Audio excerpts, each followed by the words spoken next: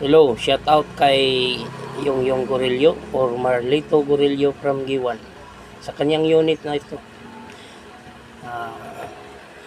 Ito yung parts ng portable na speaker, guys.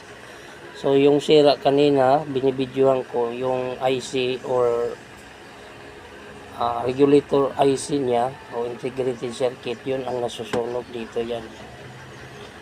So ngayon, tinatanggal na natin.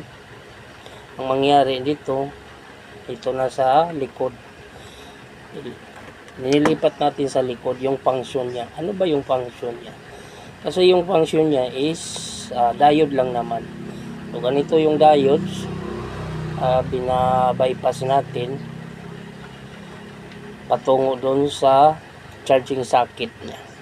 Saka yung resistor na 470 ohms, siya yung resistance to decrease the voltage para umilaw yung LED lights niya. So yan lang guys ha. Thank you. So shout out kay Marlito Gorillo. Mabuhay kayo, ingat palagi.